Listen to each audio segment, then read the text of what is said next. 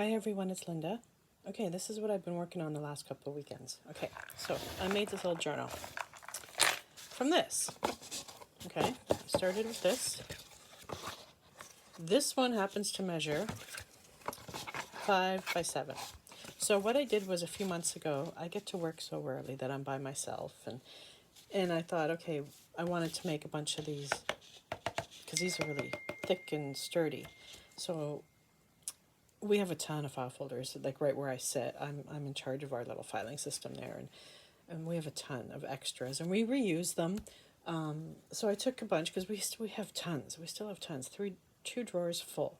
So I took some, and I had measured out like 5 by 7, 6 by 8, 6 by 9. Like I did a bunch of different measurements, and then different spine widths, and I cut out a bunch of pieces because we have one of the guillotine cutters at work.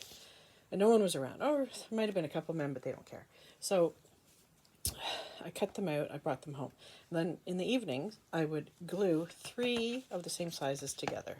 3, 3, 3, and then I did a bunch of others. And then the next night, I'd come home and they'd be perfectly dry. They'd had their 24 hours and they're nice and thick and sturdy. And then, so after I made a bunch of those, I thought, okay, I've done cutting these file folders. And then we also have a big giant roll of this brown mailing packing tape, packing paper. So I had brought a few long strips, like I'd pull out a big huge one and then I'd roll it up and I'd bring it home. So I have a couple of these. So I took a piece, cut it out, and then glued it down and left a gap. And anyway, I have a bunch of these predetermined sizes. So I thought I got to make a journal. So I grabbed this one, which was 4.5 by 6.5. This is 4.5 by 6.5. I wanted the smaller one.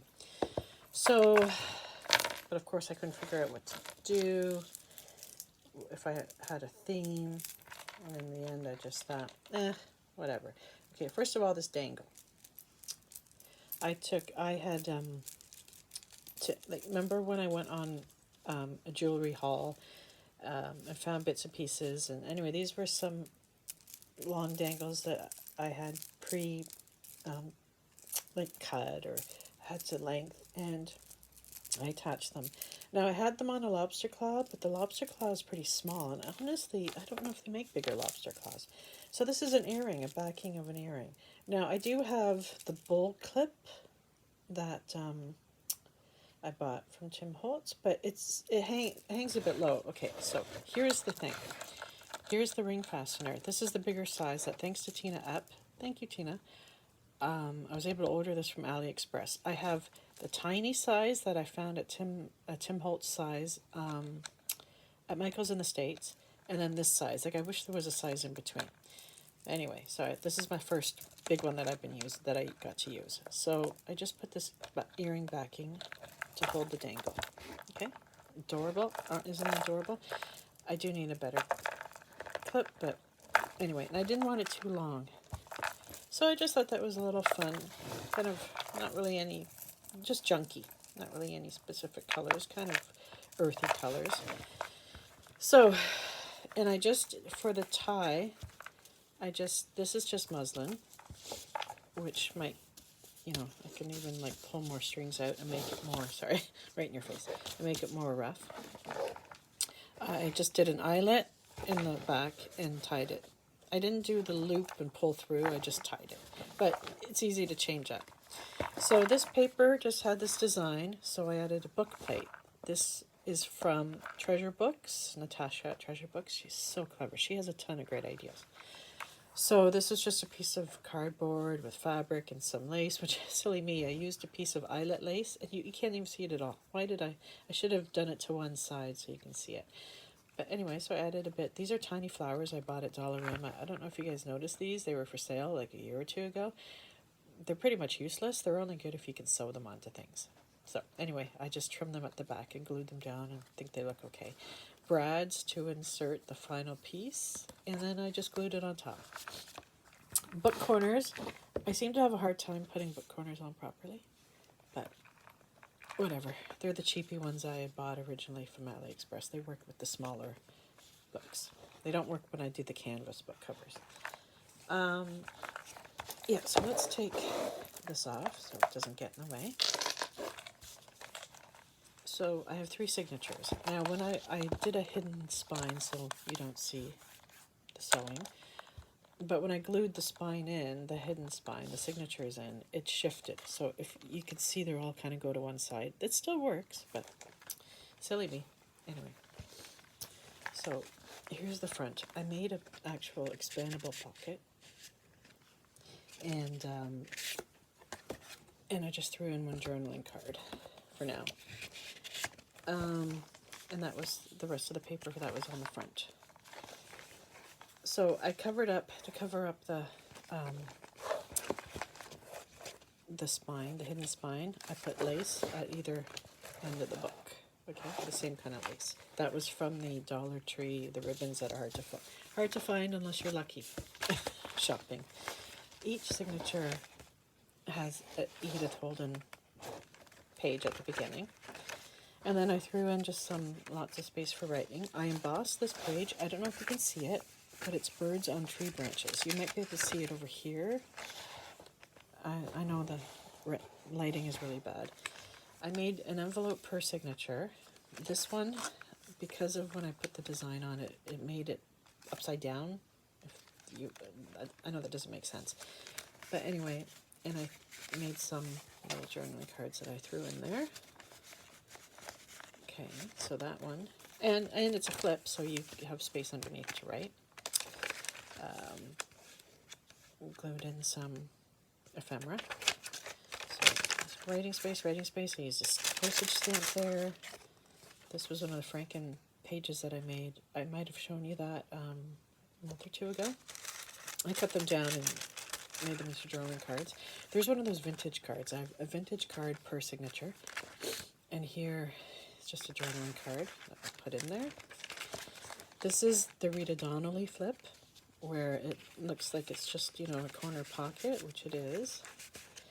But you can flip it up and have a secret writing space. You can clip it down too, it doesn't matter. Paper, this was a pre-made tag that came from a little booklet I bought in the States at Michael's a year or 2 ago. It was on clearance, so I just thought I'd do that, and I just thought I'd do a circle tuck spot. So just some more writing. I decided to use my homemade round tabs to signify what signature I'm in. A little tuck spot, again. I used a lot of these up as filler to put in here. Writing, this is, and I also did an altered book clip, altered paper clip for each signature, and this is the pen holder one. So put that in there, and here's half of a bag. Again, 3 more journaling cards in there. Belly band with a couple cards. Paper. Here's the other half of the photo die cut, and I just backed it with whatever paper I happen to have. And here's a little journaling card. And again, I don't know if you can see it, but there's this side of the paper also got embossed paper, and then there's the end of that signature. I put this in between because I left a big gap between signatures. Here's altered paper clip number 2. It's a fabric flip. So if this was on a regular sheet of paper, you can write underneath. Like it's just for show. So a couple pieces of fabric that I glued and then sewed together, and then I added this little doily flower center. I believe that was actually, I did a little swap with Sabrina Oroskovich. Sorry, I'm suddenly drawing a blank on your name. Anyway, that was from her. I have a lot of little ones, but I wanted to use hers. So here's some paper for writing in. This, again, don't know if you can see, but this is an edge embossing. And I ran it through twice, which started to make it come out. So I covered it up with this quickly made fabric ruffle. Paper, and here's another belly band, but I put a stop in for that one. Right. Writing space. Here's another bag. Oh, each signature has a bag as well. Some more cards. Writing. I haven't decided yet if I'm going to do anything with the center, if I'm going to cut them short or add something, or whoever buys this or is gifted this. I'm not a seller. I, if I just save all these up and sell them one day, then I would be a seller. But in the meantime, this is just part of my collection, so I don't know. Leave it for now. And there's the tab to signify the second signature. I put some of that lace from the Dollar Tree up at the top.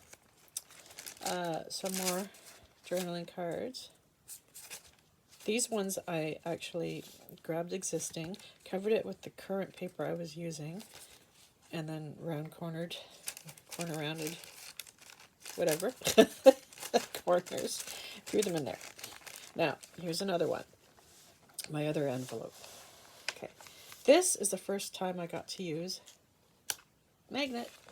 So I finally got my 1 millimeter, tiny, tiny, tiny thin magnet, but they're also very small. Like, they're probably like 3 or 4 millimeters wide in diameter. So they're very tiny, and you get 100 for $10. So to me, it was worth it. They came in their own. I thought the post office would hate me, but they were delivered, and you wouldn't know there's magnets inside. So it was actually really good. It's in its own tin, of all things. So what I did was I had bought washers. And there's lots of small, medium, large. Like, there's lots of different sizes of washers. So I picked out the smallest I could find, and I covered everything up. So the flower covers up the magnet, and then the stamp covers up the washer. Some people use two magnets. Why would you do that? I've now doubled my inventory compared to how they do it. I think that's silly when washers are available at dollar stores, as well as hardware stores. So anyway, so I finally got to do a magnetic closure, so I'm happy. And there's another flower ephemera I glued at the bottom there. There's another Rita Donnelly flip. Yay. And then this is one of my Franken pages I made a couple months ago. Here's one of the vintage cards. Now, I must have shown you, unless I don't think we passed by it now. Anyway, I told you in my last haul from the States, I found 2 packs of cards. I bought them both. Anyway, there's an older tag I made, paper, another stamp I just threw on. This is the edging again. Paper, and that's the end of that signature, and here's the third signature. Isn't, like, her paper beautiful? June. Okay, so paper, again, Rita Donnelly flip, tag. I don't think you can see it very well. Maybe on this side, it's butterflies. Okay. And again, there's the card. Now this is my favorite envelope out of the 3 envelopes I made. There's no closure to it. It's just, open. But I love the color. I covered up, it was a book page, I covered it up with paper. And then just gluing this on, it just makes it stand out so much. It's just so pretty. And there's a couple cards in there. And I keep trying to figure out which paper clip to use. I ended up switching to the cat just before I made the video. Anyway, paper. Another one of those glued down. I threw in some small tags in this bag. And there's the third in position number 1, 2, 3 for the signature. There's some more tags, cards. And this is my third altar paper clip. It's just a cluster. So it could go on any page, anywhere, in any position, okay? Because there's really no up or down to it. And then the rest is just pages. I don't know if you can see that. The butterflies. And that's it. So, like I said, I haven't... I don't know if I'm going to put anything back here, any sort of pocket or anything. And I don't know if I was going to make a writing board for this. I don't think so. So unfortunately, I've always been one to hurry. And I think I've slowed down a lot when it comes to crafting this stuff. But when I'm getting near the end of doing a journal, I'm in my hurry mode kicks in, and I just want to finish it. So I still could add like some light stenciling. I could change these up and put nicer cards or something. I could maybe trim some corners. like there's lots of things I could still do to it, but for now I just consider it done. And yeah, I don't know what I'm going to do with it. It'll just go in my collection. And my next project is, I saw somebody had their little sewing kit, like when they sew signatures in, they keep stuff in a little kit. And I have a bunch of these boxes because I'm blind as a bat and I have to order contact lenses every so often when my current stash runs out. So they come in these boxes. So I thought, hey, I want to cover this up and make it a cute little box for as my sewing kit. So that is what my next project is going to be. I have a bunch of them. I'll probably do it on a different box because this one is a bit wonky. It'll stiffen up once there's more paper and fabric applied. But I also have to put like a nicer, I don't know, opening. Anyway, so that's my next project. Is just do something with one of these. And so now I have to go search YouTube for something to help me. Anyway, that's it, everybody. Excuse me. I hope you're all doing okay. And yeah, I haven't seen some of you online, but I know, people are in different, have traveled and maybe they're stuck where they are, or they're trying to sneak home and not have anyone see them. But everyone stay safe, and I guess we'll talk to you later. Bye.